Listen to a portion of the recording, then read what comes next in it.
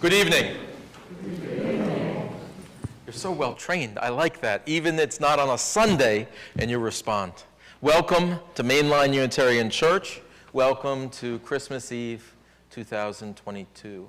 I'm Dave Messner. I'm delighted to be serving this church. And this evening I am leading worship with my colleagues Caroline Bright, who's our ministerial intern, Michael Cohen, who is our fearless leader of our worship team, and Dr. Vincent Craig on multiple instruments, perhaps, but now at the organ. I was thinking today, here in my middle age, and as I was wrapping presents for my children who are no longer small children, but also really legitimately adults, about how Christmas journeys with us through life. It came to mind there's a poem by Joan Chittister in which she says, Christmas is a strange season, she writes. When you're a child, it's a season of presents. When you're young, it's a season of parties. When you get your own home, it's a season of preparations. But when you get older, Christmas changes color drastically. Suddenly, out from behind the advertisements and big dinners, through the haze of old carols and soft candles, we begin to see what Christmas is really all about.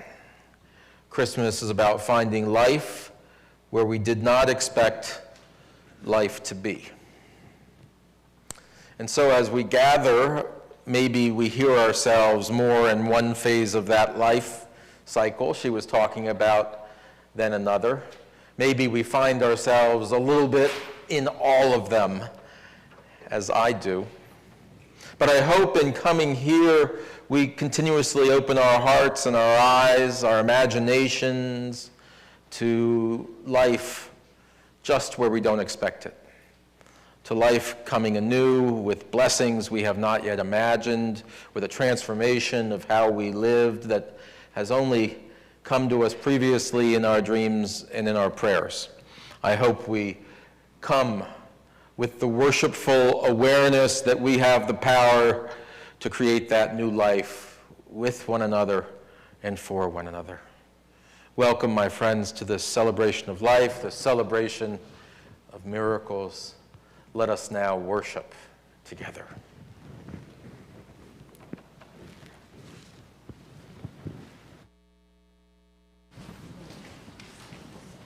Child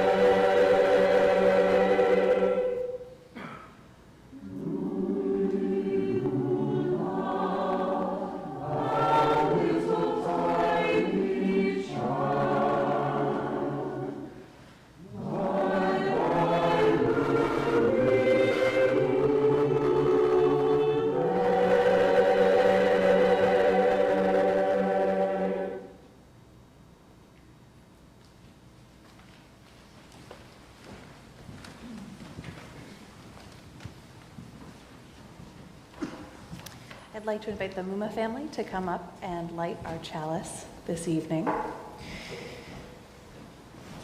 The words for our chalice lighting tonight come to us from Sophia Lyon-Foz. It is appropriately called, "For So the Children Come." For so the children come, and so they have been coming. Always in the same way they come. Born of the seed of man and woman, no angels herald their beginnings, no prophets predict their future courses, no wise men see a star to show where to find the babe that will save humankind. Yet each night a child is born is a holy night. Fathers and mothers sitting beside their children's cribs feel glory in the sight of a new life beginning. They ask, where and how will this new life end? Or will it ever end? Each night a child is born is a holy night, a time for singing, a time for wondering, a time for worshiping. And now, I invite us to all rise and worship together as we sing our opening carol, "O Come All Ye Faithful."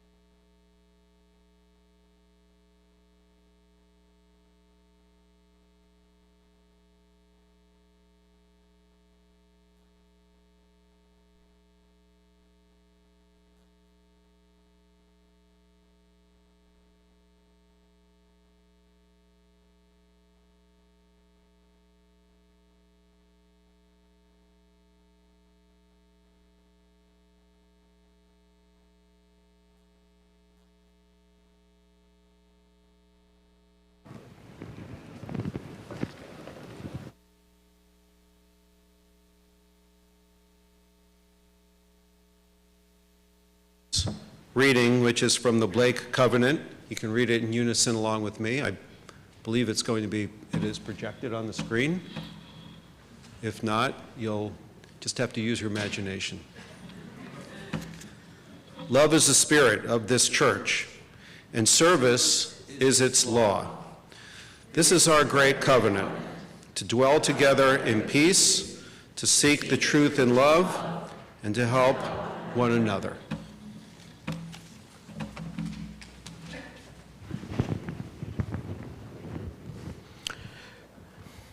One of our collective spiritual practices in this church is to take up an offering.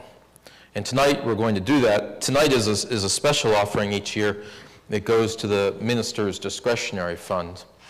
The notion of this fund is that it's a reserve, a ready resource for individuals who come into difficult times in one way or another, and perhaps don't have warm clothing when it turns cold outside, perhaps don't have food when it comes to the end of the month and the next paycheck hasn't arrived, are facing eviction, don't have the money for the heating bill. There's a whole litany of challenges that can come around in life at one time or another. With the reminder, first, that we ought notice the abundance in our own lives, and second, to notice that we have been needful, each of us, at moments in our lives. And if we have not been, it's likely that we will be in one way or another. The minister's discretionary fund is a rather extraordinary thing because it means that this church, most of the time we work in wholesale ways. We broadcast to tens of thousands of people through our television station, Reaching Lives, our publishing initiatives, various real estate holdings, these sorts of things. We work with people at a distance, right? Whole batches of people. But our most important work is at the individual level. I asked in the earlier service, I need to recount to you because we had a full house of very young people. And I started this little talk this way. I said, what do you do if it's a night like this and you don't have a hat or you don't have mittens? Number one answer, call mom. I said, that was not a bad answer. So I asked the group gathered there, I said, what do you do if you don't have a house to live in? They had to think longer about that. They said you could live in a box. I said you could live in a box. So we thought about that together for a while, whether it was an attractive alternative to live in a box. So as you give gifts, as we give gifts, and this becomes a place, I hope, known as a place you can come when you need help. I'm not here to say, and forgive me for making this a little bit long homily, I'll take it off of the Christmas story. We'll cut out the middle parts, it's okay. I want it to be known, this is what I want to try and say, because this church has been known for 50 years as a place of generosity. That's not the aspiration. So my pitch to you today is not about generosity, because I know you're already generous. I want us to advertise and tell people that if you need mittens, food, heat, or help finding a place to stay when it's 4 degrees outside, this is a place you can come and we'll get you hooked up. We have more gifts than we have demand, and some of that is because perhaps we have a lot of folks who are materially blessed. I give thanks that I have a roof and everything. But some of it too, I hope, is not shyness in times that we have need to speak up and ask for help. So that's my pitch. When you find yourself in need of, tonight, you find yourself in need of help, a place to stay, whatever it might be, that you speak up, and that you say, at my church we have resources to help over the course of this year, because we don't want to feed people just on Christmas Eve and Thanksgiving.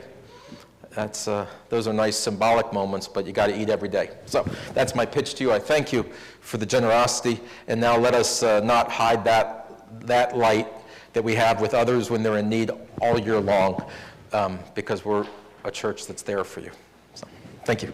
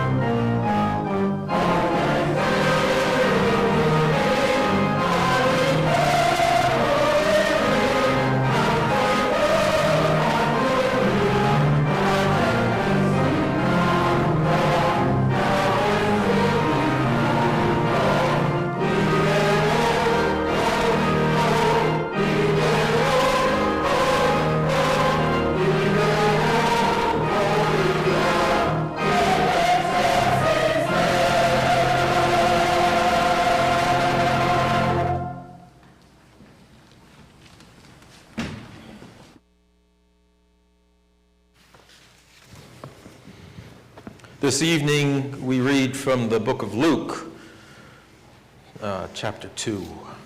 This is the story that brings us here each year at this time. In those days, a decree went out from Emperor Augustus that all the world should be registered. This was the first registration and was taken while Quirinius was governor of Syria. All went to their own towns to be registered.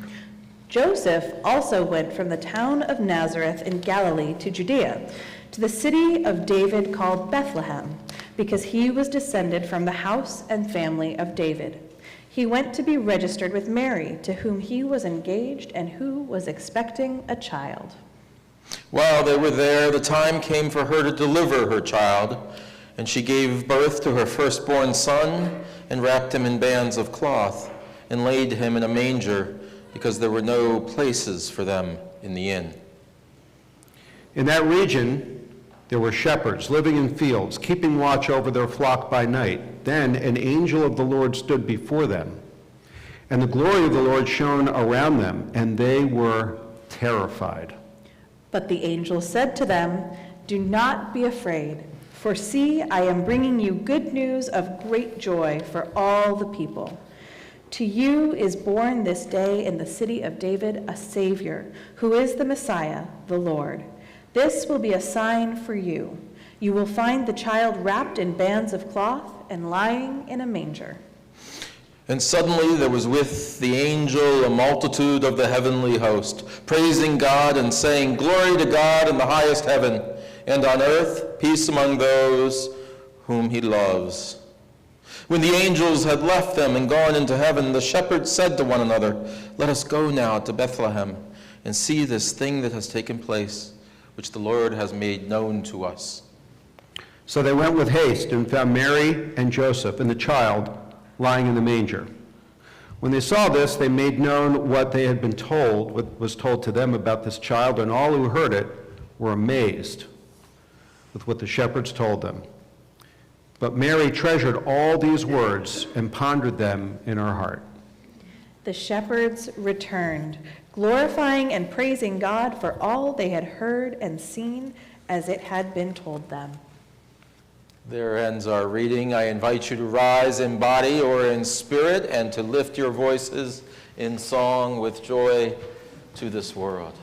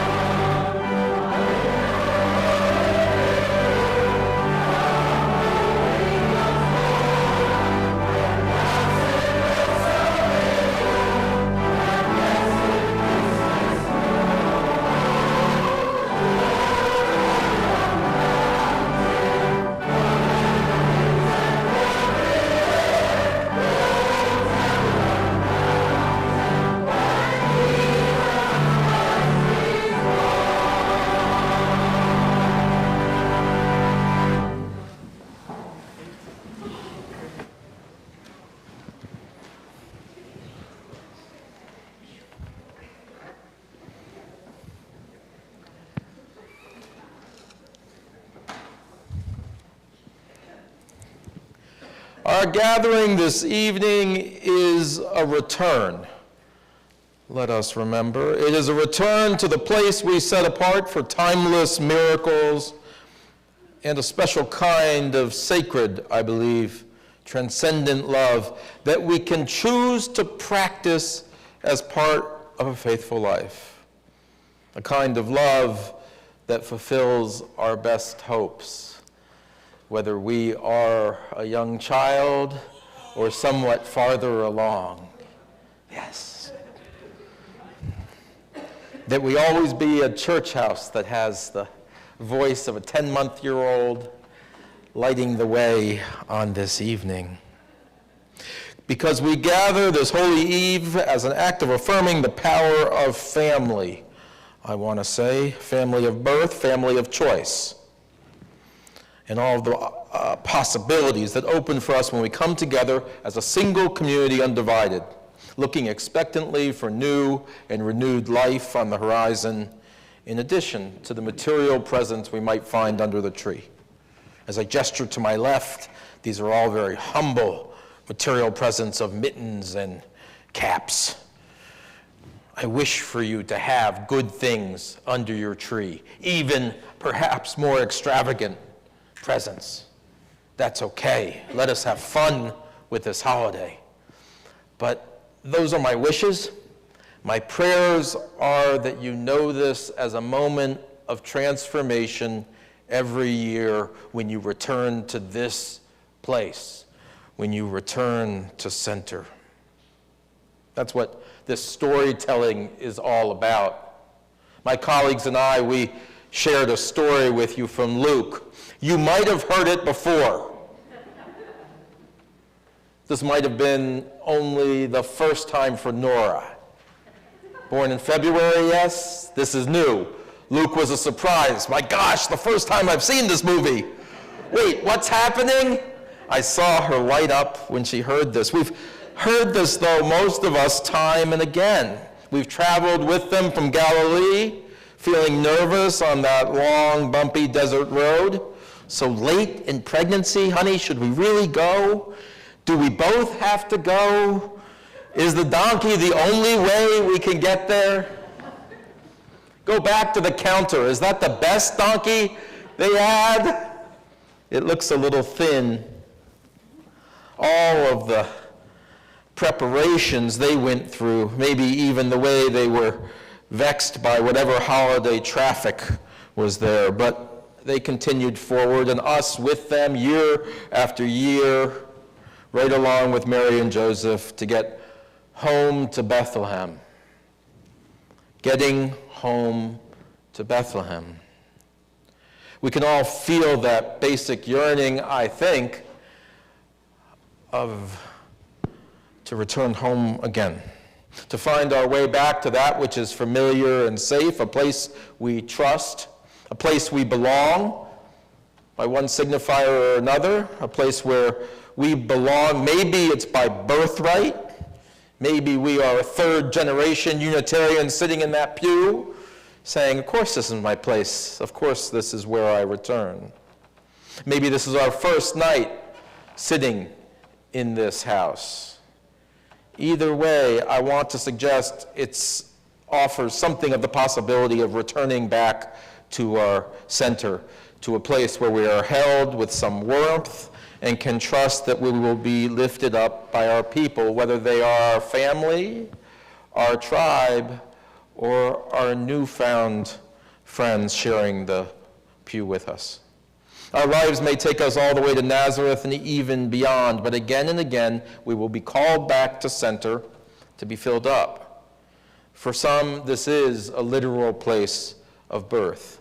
For most of us, it is a center we have found through the struggles of our journey and through the choices we made in our journey.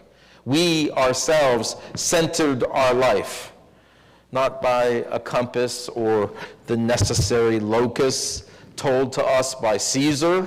Usually it's not Caesar nor his census that tells us where we belong, but our internal compass, our internal capacity to navigate by stars to where we ought to be, to the home where we are received and where we are loved. Getting home to Bethlehem. This time of year, we all get to come home in spirit. That is the gospel message of this evening and of this church. It is time to come home. It is time to know that you will be received, loved, and kept warm when you get here. This is the night in which I hope we intentionally reground ourselves in all that is most life-giving. It is a night, I hope, for reassurance about the integrity of the larger family of which we are an irreplaceable part. To be counted as part of the family. It's not Caesar's inventory, but the inventory of our hearts, which invites us to remember each person in our family today, to celebrate the love that takes place between us, and to gather up close with the people we love. It is why we are gifted with a 6-degree night, I believe. I believe it is in our own best interest. Caroline is checking the temperature on her device. 13. It is why we have been gifted with a 13-degree evening tonight to suggest that we draw close to the people next to us, that the distance that separates us is excessive. Snuggle up, I say. Those of you at home in your pajamas on your couch, draw close, pull the blanket up around you, because we are being reminded tonight that there are people beside us, and in some cases animals beside us in the manger, there to warm us and to comfort us and to reassure us with their heavy breathing and snuggy coats. We all know the story of Mary and Joseph as they go on that difficult ride, as they lay down in that difficult setting to give birth, and we all know it's going to work out okay. All that is precious will end up wrapped in swaddling cloths, warm and secure, and all will rest throughout the night. It's a funny thing about retelling a story 100 times and really paying attention. You know how it will turn out, and yet it reassures us in life. This cycle of telling and retelling the story, of entering into the story and allowing us to feel uncertain all over again and to receive the gifts that we hope are coming. It's not only by entry into an illusion that this sphere of religious imagination, and that's what I want to point out we're doing. We're engaging in a collective act of religious imagination and storytelling. It's not only through an illusion that it gives us comfort and confidence. It's not an escape from reality that's helpful to us. I believe it's the fact that it discloses something of the reality of the world we actually inhabit. Not thousands of years ago, not in a desert, in a different part of the world, but the world we inhabit now. Though there is uncertainty, and most of our lives have uncertainty, and though there is trial and noise, most of our lives have those, the Christmas story reminds us that everything is going to work out okay.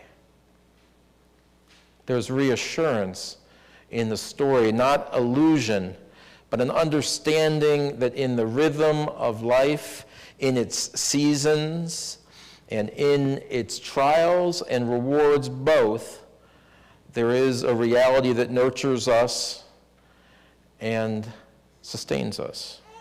That somehow the Spirit embedded deep within us as humans can transform us, and that our future is astonishingly bright, though the circumstances of our current reality might not suggest it. It's a radical suggestion on Christmas every year. There is more light, more hope, and more possibility coming, despite all the evidence to the contrary. And on this night, we childishly join in this collective act of imagination and liberation together to commit ourselves to that belief. Thank you, Nora, for your excellent endurance. Now, let me take a moment about these shepherds who were interrupted as they were working. They were busy. They were doing other things, and they were pointed instead to some new truth, the one I'm suggesting to you by way of angels.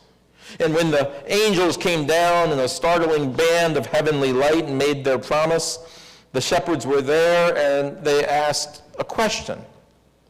They wondered, is there really a chance that our best hopes, that that has been promised to us, not just recently, but I mean through generations, could it all actually be true right now? Could it be? Might the secret pleadings of our hearts have been heard, and will they be met now, after all of these years, with new life? It's the most basic question we ourselves might ask on this night. Despite everything, and despite how long I've waited, might I be greeted on this night with new life? And that, my friends, is why Christmas is meant to still interrupt our work. I hope it has interrupted all of your productive activities of this year. I hope you do nothing productive until 2023. That this was the moment where you looked up at the star, it interrupted everything, you forgot what you were doing, you left your to-do list at home, and instead, you've opened yourself to receiving new life. I hope tonight everything stops so that we can pay attention to our better angels. On this night, you see, we dim the lights and we take out the candles. We're about to get there, so get ready, so that we can see the angels more clearly. But I want to suggest this crazy thing, because preachers get permission to do such on certain holidays. I want to suggest that the angels are there for us all the time, that we are too busy, and the light is simply not right, and we are simply not paying attention to give them their due. And my friends, that is our loss.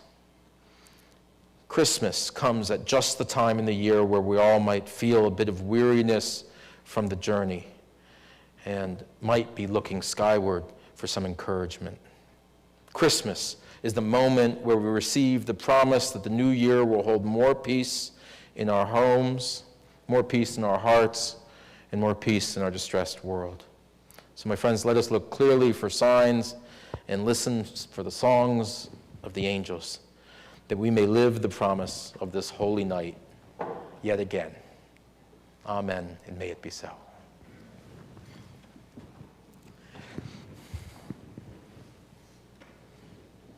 And now I'd like you to ready yourself. I will have my angelic colleagues come to right this spot in front of me. Okay. This spot. Okay. Disobedient angels. I don't know what's going on. Thank you. So you turn to me.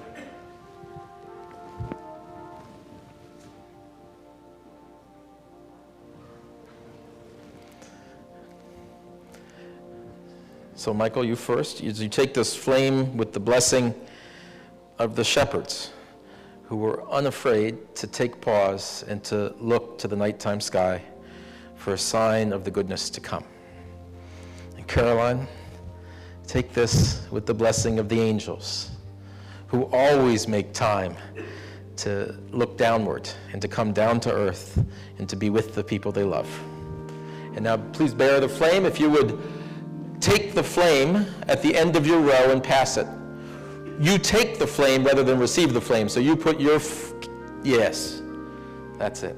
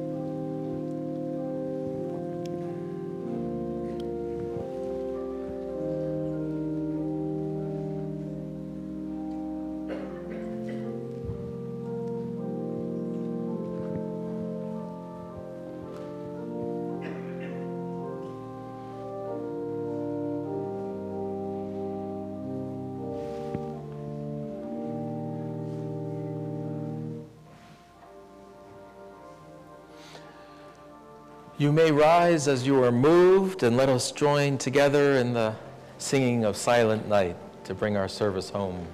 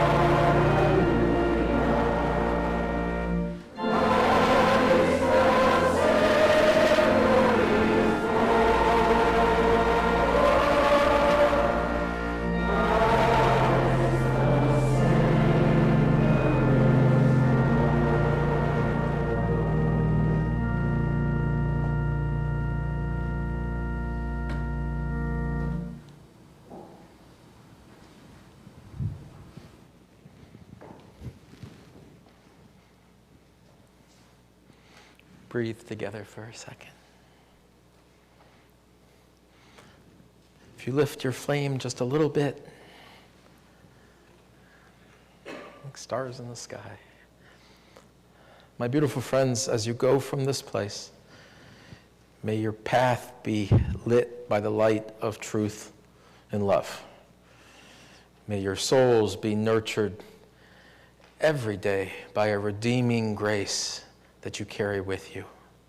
And may this season bring you gifts beyond your greatest hopes and your greatest imagination. Go in peace. And you can extinguish your flame now with your spoon or a little puff if you wish.